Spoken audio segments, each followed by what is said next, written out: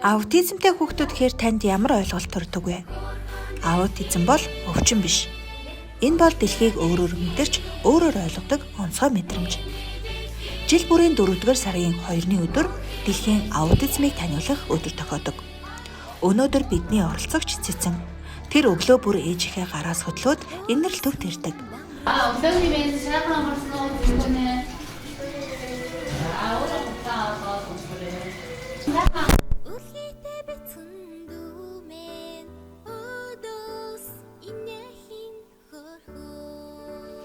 Энэ бол түүний сурч мэдэрч өөрийнхөөрөө хөгжиж буй ертөнц юм аа.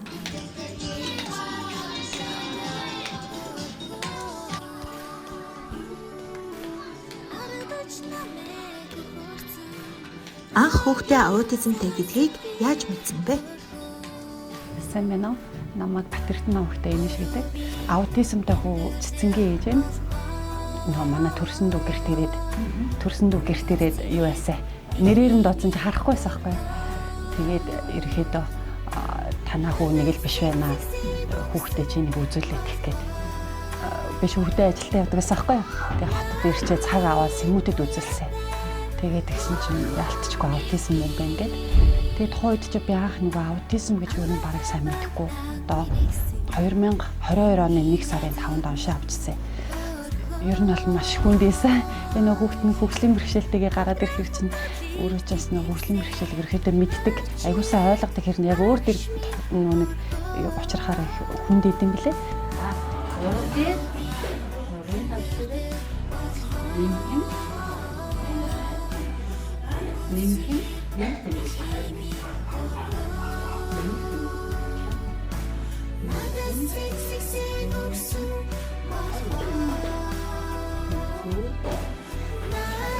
За дараагийнх юм шиг. Энэ юу? Сахлын машин. Сайн байна. Энэ юу гэж? Please. Safe гэж юм. Энэ юу? Мотоцикл. Сайн байна. Таасарч. Энэ манайх ерөнхийдөө 7 хоногт 2 удаа хэл засалт хүүхдүүдээ авдаг. Тэгээд ерөнхийдөө аутизмтай хүүхдүүд нийгмийн харилцаа болон давтагдсан зан үйл болон хэл яриан дээр нэлээд асуудал байдаг болохоор хэл засал бол заавалчгүй орох хэрэгтэй байдаг. Хэл заслын эмчилгээ орсноор тухайн хүүхэд өөрийгөө илэрхийлэхэд нь одоо маш чухал нөлөө үзүүлдэг. Цэцэнгийн үед болохоор ерөнхийдөө академик чадвар нь бас нэлээд сайн хүүхэд учраас ерөнхийдөө хэл ярианы тал дээр, унших тал дээр бас харилцааны тал дээр ажиллаж байгаа. Эмчилгээндээ сайн хамрагдаад хөгжүүлэх төвдөө сайн яваад ах юм бол төвшөө бол сайжрах бол магадгүй маш өндөр гэж бодвол харж байгаа Цэцэнгийн. Аутизмыг эрт илрүүлэх тусам хүүхдийн хөгжил үзүүлэх эерэг нөлөө өндөр байдаг. Эрт үеэс нь дэмжиж зөв арга барилаар ажиллавал хүүхэд өөрийн онцлогтой тохируулан суралцаж хөгжих боломжтой. Зарим тохиолдолд хөнгөн хэлбэрийн аутизмтай хүүхдүүд тоо бодож, уншиж, бичиж сурч, жирийн хүүхдийн адил ерөнхий боловсролын сургуульд амжилттай сурах боломжтой байдаг. Хамгийн чухал нь тэдэнд цаг хугацаа, төвчээр, нийгэм тэднийг зөвөр ойлгох ойлголт хэрэгтэй юм а. Аутизмтай хүүхдтэй болсноос хойш таны амьдралд хамгийн их өөрчлөгдсөн зүйл юу байсан бэ? Миний хамгийн том өөрчлөлт одоо ерөөхдөө нөгөө ажил амьдралыг карьер бол маш их өөрчлөгдсөн. Би ерөөхдөө ажлаасаа гарсан байгаа. Тэгээд 1 сар дэмжигч агш ажиллуулаад сүүлдээ юу байсан? Үгүй өөрөө 1 сар дэмжигч агш хийгээд сүүлдээ дэмжигч агш өсөлж аваад. Тэгээд нөгөө дэмжигч агшаа цалинжуулахын тулд би чи нөгөө сард бараг 2 сая төгрөг өгдөг. Нөгөө дэмжигч агш. Тэгээд ийм нөгөө гар урдлын бүтээгдэхүүн хийдэг болсон. Нөгөө Янгливингийн ориг амьдстай их гоё лаанууд, ваны бөмбөлгнүүд, хоньны сүл өөхөн тостой саван, тэгээд одоо гипс, эпокси гэл янз бүрийн хийгээд Аутизмтай хүүхдүүдийн ээж аав энгийн хүүхдүүдийн ээж аавтай харьцуулахад хэд дахин илүү хөдөлмөрлөх хэрэгтэй болтгоо. Та бүхэн Цэцэнгийн ээжийг дэмжиж, Цэцэнгийн ээжийн хийдэг бүтээлийг худалдаж авахыг хүсвэл дараах утсаар холбогдорой.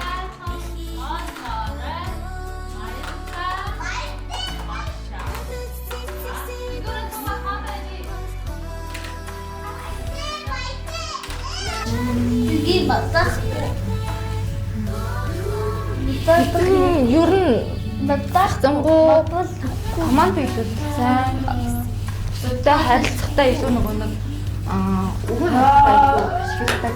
Юу өөрийгөө илэрхийлэхдээ мэдрэмжээ илэрхийлэхдээ өөр төсөд одоо багштай аягүй төсөлдөг одоо өдрийн уншин цагаар ч юм уу одоо ороод цацах ч юм уу тэгээ ширээгээ хураах тиймэрхүү юмд аягүй тусалдаг. Ер нь найзуудтай хамт тоглоом болох зэрэг.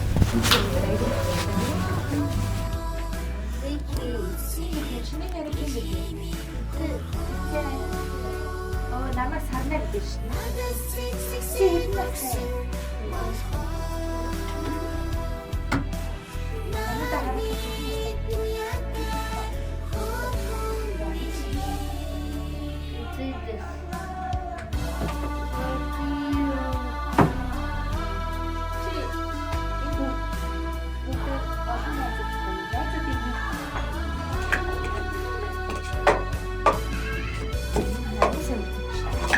бол арга барил гэхээс илүү эхлээд тухайн хүүхдэд бид нэр ойлгох хэрэгтэй.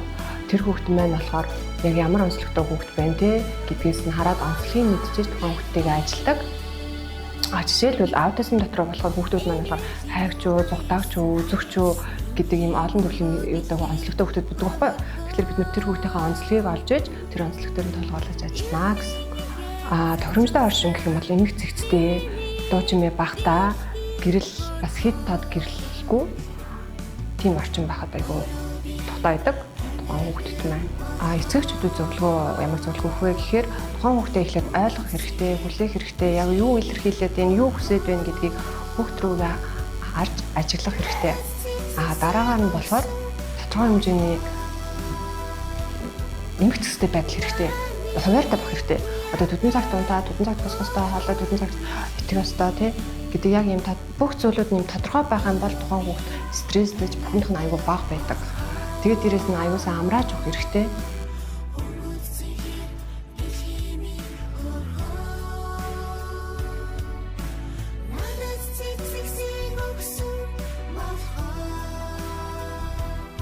Ерөнхийдөө Монголд ч юм болохоор одоо аутизм чинь судлагдаад нэг удааг байгаа байхгүй юу? Тэгээд би ч одоо нөгөө яанаа сурч чадах болоо гэл бидний ерөн зүрхний цохилт ингээл дээшээ таш маш юм хүчтэй хэлбэлцчихэд. Тэгээд нэг баяртай юм гарахаар амар баярлал тэр өдөр ч ингээ баярлал. Одоо жишээ нь ингээл нөгөө өгүүлбэрээ ингээ бүтнээр хэлдэг болоод тэгээд манай хүч өөрөөс аягүй хөдөлмөрч ахгүй юу? Ер нь бүтээлч ингээд ерөөсөө юм хийгээл гэртээ бийждэг ингээд өөрөө ингээд намайг хичээлээ хийгээгүй байхад өөрөө ингээд намаа гаргаад уншаад ингээд хичээлээ тэрэнд нь бол маш их баярлдаг. Тэгээд нөө сурах боломжтой хүүхэд юм байна гэд би нөгөө энэ ээлтэй ертөнцийн суман гэрэл хэл засалчаас ингээд мэдээлэл аваад ер нь олон сайн хэл засалчаар хосоо багш гэдээ бас байгаа. Манай хүүхэд ингээд хэлд орсон процесс бол ер нь хамгийн намайг баярлуулж ирсэн. Тэгээд ерөөхдөө бас яг ингээд энгийн хүүхчийг нийгэмшээд хөгжүүлээд багаас нь уншилчвал одоо энэ хүүхдүүдийн ирээдүйн маш их гэрэлтэй юм байна гэдгийг мэдсэн учраас маш их баярлж ирсэн.